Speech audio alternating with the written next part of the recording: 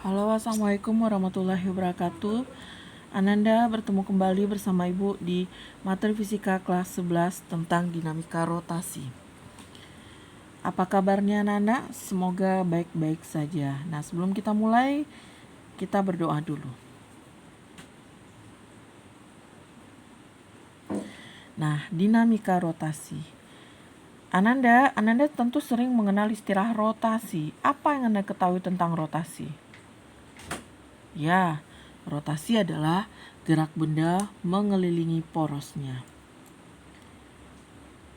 Apa-apa saja contohnya? Ya, ada apa?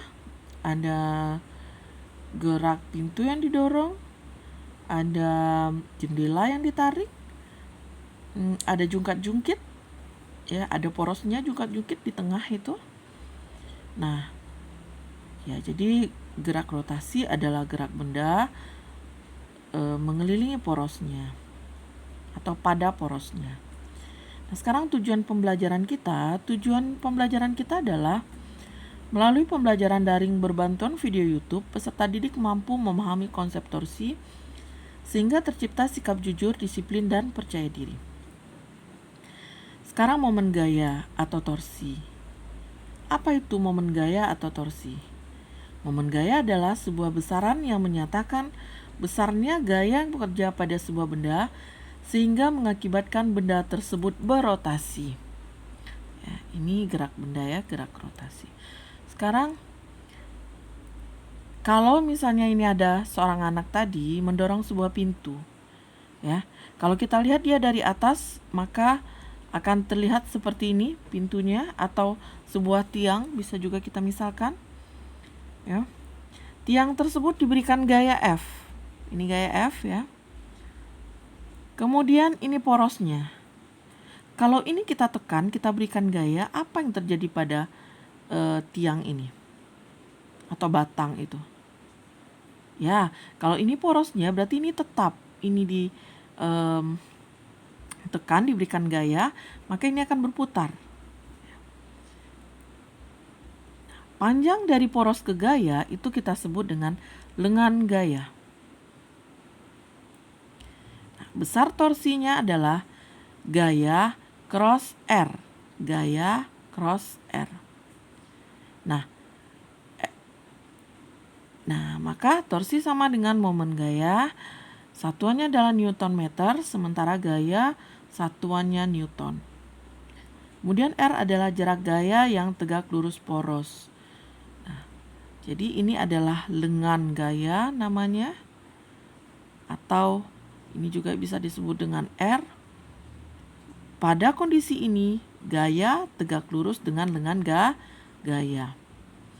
Maka langsung saja kita dapatkan F cross R. Sekarang bagaimana kalau misalnya torsi yang dihasilkan oleh gaya yang tidak tegak lurus porosnya. Porosnya ini adalah lengan gayanya. Nah, untuk itu, maka rumus umumnya adalah ini.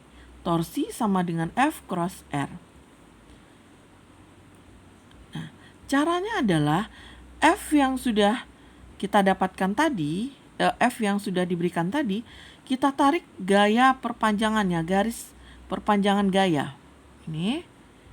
Maka kalau secara matematika, kalau ini theta, maka ini juga menjadi theta. Ya, menjadi theta. Kemudian kita tarik garis yang tegak lurus dari gaya tadi. Perpanjangan gaya tadi, kita tarik garis dari poros yang tegak lurus dengan perpanjangan gaya. Maka sudutnya tegak lurus di sini. Nah, sekarang yang mana yang R itu? Nah, R itu adalah R per L. R per L itu sama dengan sin theta bukan? Ya, maka R-nya adalah L sin theta. Berarti R itu harus tegak lurus dengan gaya atau perpanjangan garis gaya. Sehingga ini menjadi FL sin theta. Nah, bisa dipahami Ananda? Oke, itu untuk satu buah gaya. Ya. Cara cepatnya sebenarnya bisa kita lakukan dengan, kalau ini adalah poros, kita beri gayanya adalah ini, maka ini lengan gayanya, kita lihat saja gaya ini kita uraikan ke komponen yang tegak lurusnya adalah komponen Y.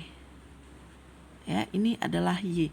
Berarti ini adalah gaya yang tegak lurus dengan lengan gaya. Ini dia. Maka nilainya adalah torsi sama dengan FL sin theta. Ananda, ini adalah sin theta kan? Ya, ini sin, ini theta nih. Ya, ini theta. Berarti L sin theta. Itu cara cepatnya. Nah, kalau misalnya di sini adalah tetanya, bukan di sini, maka nanti torsinya adalah FL. Kalau ini tetanya, maka dia menjadi cos. FL cos theta. Kalau di sini adalah tetanya, karena yang tegak lurus yang ini. Paham?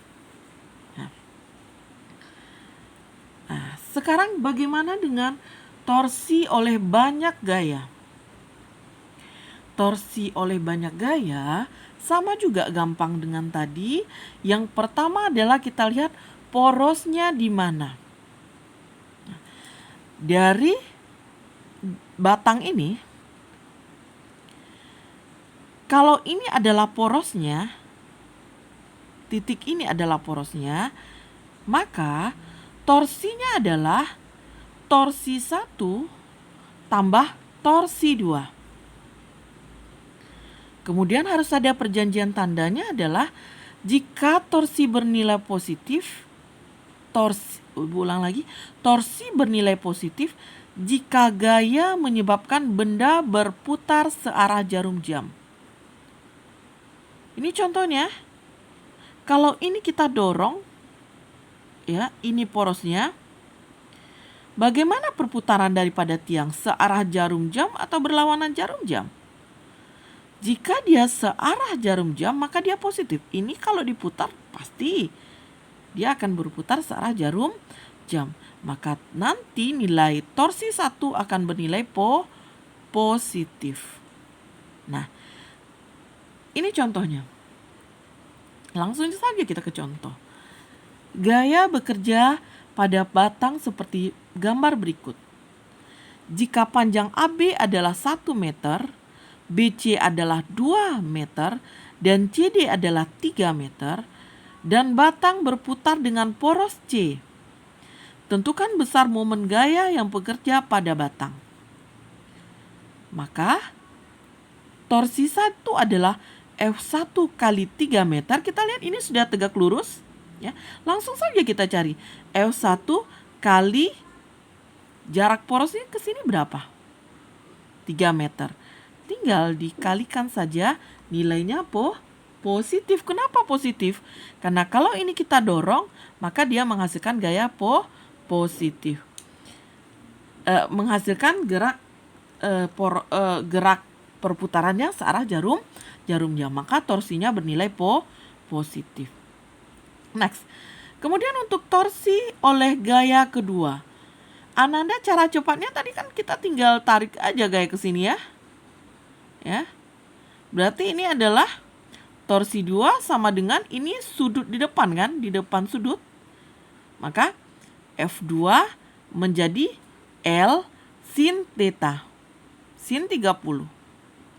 F2-nya 10, L-nya adalah 2 kali sin 30 adalah setengah.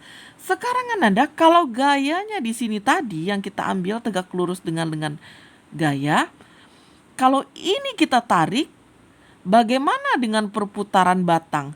Apakah dia berputar searah jarum jam atau berlawanan? Ini kita tarik ke bawah yang tegak lurus tadi ya?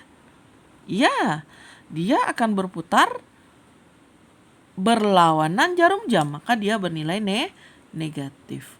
Nah, sehingga torsi totalnya menjadi torsi 1 tambah torsi 2 sama dengan 30 Newton meter. Karena ini negatif, maka kita kasih nilai negatif, sehingga menjadi 20 Newton meter. Ananda, demikian contoh soal yang Ibu berikan. Ya, nanti kita akan lanjutkan dengan latihan. Silakan sekarang Ananda catat dulu di pelajaran. Kalau ada pertanyaan, silakan ditanyakan di grup kita. Nah, demikian. Assalamualaikum warahmatullahi wabarakatuh.